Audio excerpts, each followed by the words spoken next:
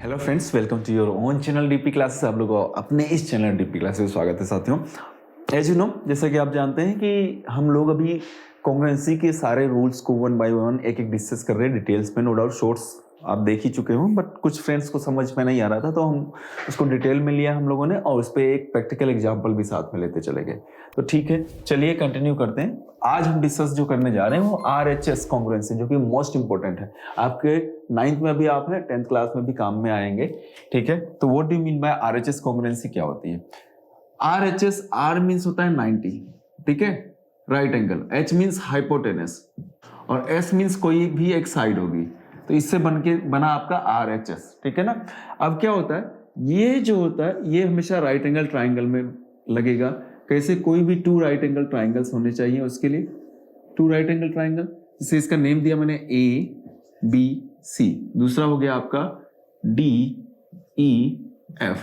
अब ये दोनों जो ट्राइंगल है, in triangle ABC and triangle DEF, RHS में सबसे पहले 90 डिग्री देखिए, ये 90 है, ये भी 90, means angle B is equal to angle E। 90 के इक्वल होना चाहिए। ठीक है, क्यों इक्वल है? बिकॉज 90 है। फिर सेकंड, 90 के सामने हमेशा जो साइड होती है उसको हाइपोटेनस बोलते हैं। ठीक है, हाइपोटेनस मीन्स AC इस वाले की, और इसकी 90 के सामने हाइपोटेनस आ गया आपका DF, ये इक्वल होगा। ठीक है, और थर्ड, फिर इसके बाद कोई भी एक साइड, चाहो तो ये वाली साइड हो सकती है या फिर ये वाली, कोई भी एक side.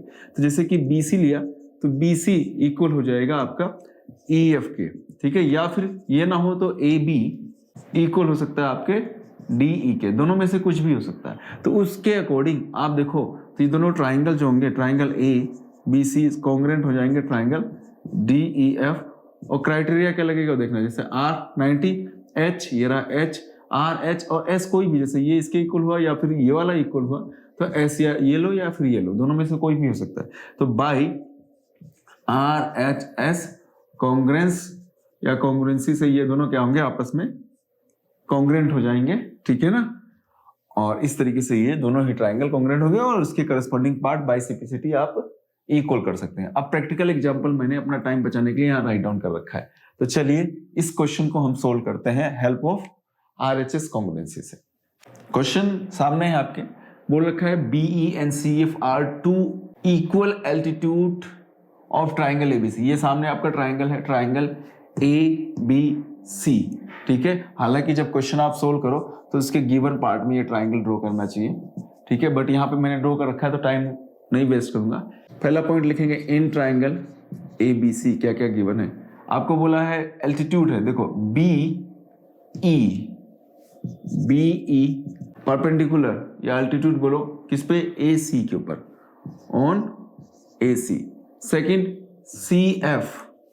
CF perpendicular on AB ये हो गया। उसके बाद इन्होंने बोला है इक्वल है दोनों, तो एक पॉइंट ये हुआ। दूसरा आप ये बोलोगे BE is equal to CF, ये भी आपको गिवन है, दोनों एल्टीट्यूड इक्वल है। ठीक है ना, इन इक्वल दोनों है। ठीक है, यहां तक हो गया। Triangle ABC using RHS rule prove that the triangle ABC is isosceles triangle.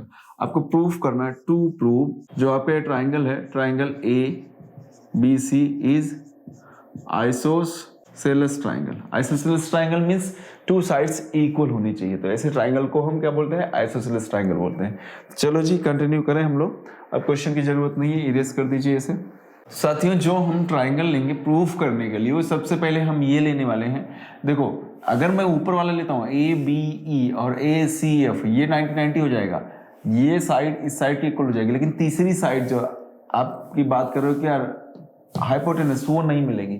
But यहां हम अगर दूसरी तरफ की मूवमेंट करें, दूसरी तरफ कहा BCE और BCF है, तो यहां हमारा वो काम हो जाएगा। तो लिखे in triangle BCE and triangle BCF। Triangle BCE और ट्राइंगल BCF में क्या होने वाला है, देखिए BCE।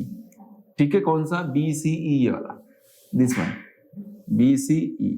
ये देखिए इसके अंदर ये 90 है, तो 90 तो ये भी बन जाएगा। तो पहला पॉइंट ये लीजिए, angle BFC is equal to second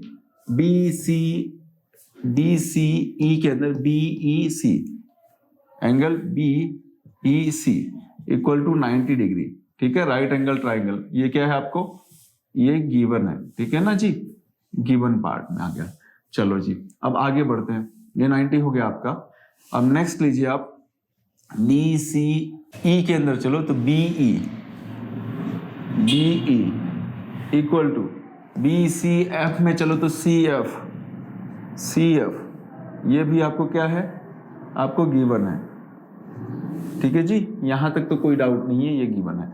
अब देखना बी सी ई और बी सी एफ में जो कॉमन है वो आपका क्या है, बी सी कॉमन है, तो हम बोल सकते हैं B C is equal to B C, why, because common side, ये साइड आपकी कॉमन है, तो कॉमन साइड होने से क्या हो गया, दोनों triangle B C E A congruent का साइन लीजिए, congruent triangle B C F, और क्राइटेरिया क्या लगाएंगे वो मैं यहाँ इस तरफ लिख सकता हूं, बाय, देखिए ये रहा आर, इसके सामने हाइपोटेनस ये एच हो गया, और एस साइड कौन सा लिया, ये वाली साइड लिया एस, तो R H S by R H S congruence या कॉन्ग्रुएंसी, ठीक है ना, आर एच एस कॉन्ग्रुएंस से क्या हो गया, ये दोनों कॉन्ग्रुएंट हो गए, ठीक है जी। अब क्या करना है, अब तो कुछ करना ही नहीं है, हो गया क्लियर। अब मेन पॉइंट ध्यान रखना, तो इसका मतलब बी सी एफ और बी सी ई इक्वल हो गया, तो इसका ये एंगल, ठीक है, इस वाले एंगल के इक्वल हो, इस वाले ट्राइंगल में तो ये आ गया और इस वाले ट्राइंगल में ये आ गया, तो हम लिखेंगे angle B is equal to angle C, reason क्या देंगे, by CPCT, corresponding part of congruent triangle, by CPCT से हो गया। ये इक्वेशन नंबर 1 इन फ्यूचर में काम में आएगा। अब बोला है इसे आइसोसेलेस प्रूफ करना है, तो आप वापस चलिए इन ट्राइंगल ए बी सी के अंदर आ जाइए, अभी बीच वाले सब खत्म हो गए, इसकी जरूरत नहीं है। ए बी सी में आपको पता होना चाहिए angle B is equal to angle C, अभी हमने क्या किया, फ्रॉम इक्वेशन 1 हमने क्या किया, प्रूव कर दिया 1 में। अब किसी भी ट्राइंगल का, बड़े वाले ट्राइंगल की बात करूं, अगर 2 एंगल्स इक्वल हैं तो इनके अपोजिट साइड्स जो होती हैं वो भी आपस में क्या होती है, इक्वल होती हैं, मींस ये क्या बना, isosceles triangle, therefore triangle A B C is isosceles triangle. और ऐसे ना बोलो तो इधर चलो, आप इसको भी हटाओ, क्योंकि आइसोसेलेस इन्होंने प्रूव करने को बोला है।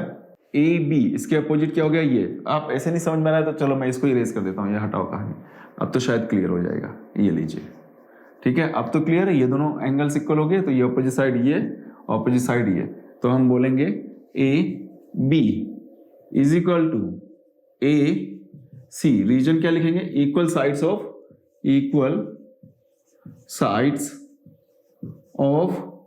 अपोजिट, उल्टा लिखा हूं, equal angles of opposite side, not equal sides, क्योंकि साइड्स को इक्वल करना है, इक्वल